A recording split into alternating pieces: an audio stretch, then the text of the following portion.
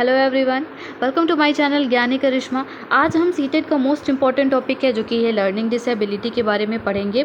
इसमें क्या है, इसको हिंदी में कहते हैं अधिगम अशक्तता। ये क्या होता है? ये होता है बच्चे में किसी भी प्रकार का मतलब दोष हो, जैसे कि पढ़ने में हो दोष हो, पढ़ नहीं पाता हो सही से, लिख नहीं पाता हो सही से, या फिर बोल नहीं पाता हो सही से, या फिर उसको गणित में प्रॉब्लम होती है। तो ये सारी चीज़ें क्या होती हैं, एक डिसेबिलिटी होती हैं, अशक्तता होती है। तो उसी के बारे में हम पढ़ेंगे कौन कौन सी होती हैं और इसको कैसे पहचानेंगे। तो स्टार्ट करते हैं, हम पढ़ते हैं लर्निंग डिसेबिलिटीज़ कौन कौन सी होती हैं। जैसे डिस्कैलकुलिया हो गया, डिस्ग्राफिया हो गया, डिस्फेजिया हो गया, डिसलेक्सिया हो गया, डिस्ट्रेक्सिया हो गया। तो ये सारी चीज़ें तो जानते हैं ये कौन सी बला है, कौन सी चीज़ें हैं। तो पढ़ते हैं, स्टार्ट करते हैं हम। पहला है हमारा अफेजिया। ठीक है, अफेजिया क्या होता है? जैसे कि ये फिगर आप देख रहे हैं, मेन फिगर है, इसमें थ्योरी व्योरी कुछ नहीं है। फिगर से समझते हैं इसमें क्या है कि देखिए इसके माइंड में विचार है, लेकिन यहाँ पे देखिए कनेक्शन टूटता हुआ दिख रहा है। मतलब जो अपने इसके माइंड में विचार है उसको एक्सप्रेस करने में इसको दिक्कत होती है।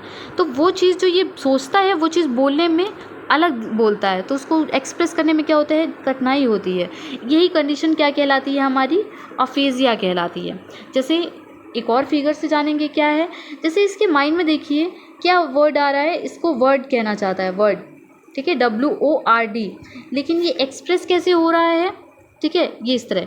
तो दूसरे के समझ में नहीं आ रहा, तो जो अपने विचारों को जो भी उसके दिमाग में है वो एक्सप्रेस करने में दिक्कत करता है, उसी को हम क्या कहते हैं, अफेजिया। अफेजिया मतलब बोलने में जो दिक्कत हो, ठीक है, बोल सही से नहीं पा रहा है। ठीक, अब बात करते हैं इसी का एक और काम क्या है, डिस्फेजिया। इसी का एक पार्ट है डिस्फेजिया। डिस्फेजिया क्या होता है? ये एक मस्तिष्क क्षति के कारण होता है। मतलब बातचीत में जो है आंशिक या फिर पूर्णतया मतलब अक्षमता होती है। मतलब वो सही से ही बोल पाएँ या तो कम कम हकलाते हुए, जैसे छोटे थुतलात के बोलना, और या फिर जो है पूरी तरीके से मतलब क्लियर ही नहीं बोल पाते। जैसे ये देखिए, ये कोको कोला है तो इसको क्या बोल रहे हैं, तो तोला। अक्सर डिस्फेजिया वाली केस पाई जाती है। तो अगर कोई चीज़ का उच्चारण सही से नहीं हो पा रहा है तो वो कौन से चीज़ में आएगा, डिस्फेजिया में आएगा। ठीक है, तो स्टार्ट कर, अब नेक्स्ट टॉपिक पे बात करते हैं, हमारा एलेक्सिया। एलेक्सिया आया नेक्स्ट टॉपिक। एलेक्सिया क्या होता है? ये क्या होता है, मस्तिष्क में इस प्रकार की सची जो कि पढ़ने में अक्षमता को करता है। मतलब ये कौन सा होता है, ये पढ़ने से संबंधित होता है। इसमें शब्द अध्यंतता हो जाती है, पाठ्य अध्यंतता हो जाती है, और इसको हम क्या कहते हैं, इसको हम कहते हैं विजुअल अफेजिया कहते हैं। क्या कहते हैं? विजुअल अफेजिया कहते हैं। विजुअल अफेजिया मतलब क्या है, वहाँ पे तो वो बोलने में स्पष्ट नहीं हो पा रहा था, ठीक है, बोल के नहीं स्पष्ट कर पा रहा था, उसके मस्तिष्क में विचार आ रहे थे। यहाँ विजुअल मतलब दिखते हुए भी वो उस चीज़ का वो जो है क्या कहते हैं, अभिव्यक्त नहीं कर पाएगा। उसको देखिएगा लेकिन तब भी उसको पढ़ नहीं पाएगा। ठीक है, तो ये चीज़ें। इसी का एक फेज़ आता है, क्या है, डिस्लेक्सिया। डिस्लेक्सिया क्या होता है? देखिए ये फिगर दिख रहा है आपको, व्हाट डायलेक्सिक्स यूजर सी। इससे ज़रूर क्वेश्चन पूछा जाता है, तो मोस्ट इंपॉर्टेंट है ये। अब क्या है, व्हाट डायलेक्सिक सी, क्लियरली नहीं दिख रहा है उनको। ठीक है, तो ये क्या होता है, ये एक क्या होता है, पठन विकार होता है। ठीक है, ये भी पूछा जाता है कि ये कौन सा विकार है, तो ये पठन का विकार है। इसमें भी एक और चीज़ होती है, तो उसको क्लियर नहीं देखा, तो उसको क्लियर नहीं दिख रहा तो भाई कैसे बताएगा। ठीक है, तो ये सारी चीज़ें हैं, कांट फाइंड राइट वर्ड। ठीक है, प्रॉब्लम ऑफ नोट मेकिंग, इन सबको प्रॉब्लम होती है। स्पेलिंग में होता है, रीडिंग में होता है, लिसनिंग में होता है, इन सब में दिक्कत होती है। डिस्लेक्सिया में एक और चीज़ ये बहुत ज़्यादा पूछा जाता है, क्या डी और बी में अंतर, पी और क्यू में अंतर, ट्री, ये सब में क्या होता है, अंतर नहीं पहचान पाते हैं, तो वो कौन सी कंडीशन होती है, कौन सी डिसेबिलिटी होती है, डिस्लेक्सिया। इसमें एक और आता है, पूछा जाता है वॉज और सॉ और वॉज का। ठीक है, और अनक्लियर और न्यूक्लियर को अनक्लियर बोलते हैं, ये वाला केस आता है। ठीक है, तो ये हो गई डिस्लेक्सिया। अब बात करते हैं अफ्रेक्सिया। अफ्रेक्सिया क्या होता है? अफ्रेक्सिया एक तरीके की शारीरिक विकार होता है। कौन सा विकार होता है? ये शारीरिक विकार होता है। तो अब क्या कहते हैं, इसमें क्या होता है, लिखने, बोलने, चलने, टहलने में निपुण नहीं हो पाते हैं। ठीक है, सही से नहीं बोल पाते। जैसे यहाँ पे देखिए, इस फिगर में समझते हैं, इसके पास एक आइडिया है, I want to say something. ठीक है, लेकिन अब इसको ये नहीं पता चल रहा है कि इन सबको जोड़ के कैसे बोले। तो ये साउंड्स में देखिए आ टन टन टन बोल रहा है। ठीक है, फिर क्या कहता है, कुछ देर बाद क्या कहते हैं, ये उस चीज़ को अपना देखता है कि किस मसल्स का यूज़ करूँ, कैसे बोलूँ, क्या करूँ, तो मूव करता है मसल्स को और लास्ट में जाके बोलता है। तो मतलब एक शारीरिक विकार है, धीरे धीरे बोलेगा, धीमे धीमे बोलेगा, तो उसमें क्या कहते हैं, बहुत टाइम लग जाता है। ठीक है, बोलने में, चलने में भी इसमें कोई दिक्कत होती है। तो ये सारी कौन सी कंडीशन होती है, अफ्रेक्सिया।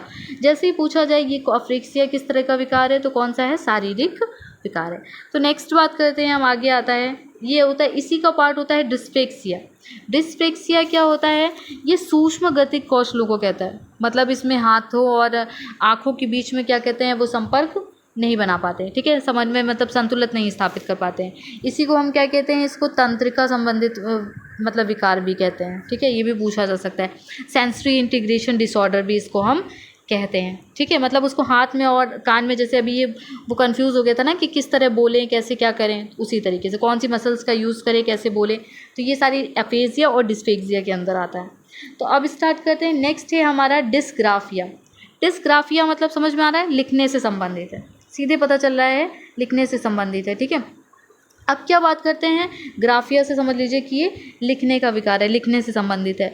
अब आगे हमने बात किया था क्या, पठन विकार से मतलब हो गया था, फिर वो जो है शारीरिक विकार का हो गया। अब हमारा आ गया क्या, लिखने से संबंधित जो होता है, इसमें क्या होता है, बच्चा लिखावट लिख नहीं पाता है, लिखावट ठीक नहीं है, ठीक है, देखिए कैसे लिखा हुआ है, तो उसमें लिखने में दिक्कत होती है, उसी को कहते हैं हम डिस्ग्राफिया। जैसे ये देख रहे हैं, ये आपने किस तरह लिखा है, ये तो बहुत छोटे बच्चों को देखते हैं कैसे राइटिंग है, तो वो डिफरेंस वो अच्छे से लिख नहीं पाते हैं, ठीक है।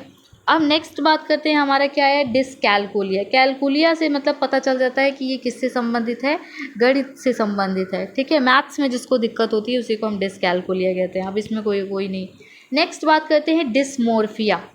डिस्मोर्फिया क्या होता है, ये डिस्मोर्फिया होता है, ये मनोविकार होता है, मन से रिलेटेड होता है, ठीक है। ये कौन सा विकार होता है, ये मनोविकार होता है, मतलब मन में आपकी ऐसी सी धारणा बन जाती है, आप व्यक्ति भ्रम में हो जाता है, इसी को कहते हैं भ्रम की स्थिति।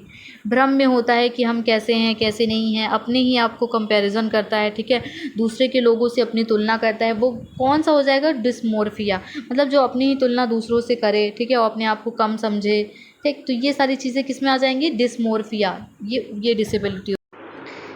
तो नेक्स्ट हमारा क्या है, ADHD। ADHD पे बात करते हैं, क्या होता है, ये अटेंशन, A से अटेंशन, D से डिफेक्ट, H से हाइपर एक्टिव, D से डिसऑर्डर, ठीक है। तो ये होती है, इसमें क्या होता है, इस डिसेबिलिटी में क्या होता है, बच्चा या तो पूरी तरीके से क्रिएटिव क्रिटिकल होता है, लेकिन अटेंशन नहीं दे पाता, किसी चीज़ के प्रति एकाग्र नहीं हो पाता है, ठीक है। हाइपर एक्टिव होता है, थोड़ी थोड़ी बातों पे गुस्सा हो जाता है, हाइपर हो जाता है, ठीक है, गुस्सा बहुत ज़्यादा रहता है उस चीज़ में, ठीक, उसका दिमाग एक जगह पे लगता नहीं, गिच गिच गिच होता रहता है कि मैं क्या करूं क्या ना करूं। ये सारी चीज़ें जो कंडीशंस आती हैं वो किस में आती हैं, ADHD में आती हैं, ठीक है। नेक्स्ट आता है क्या, लास्ट हमारा है ये autism and autism spectrum disorder.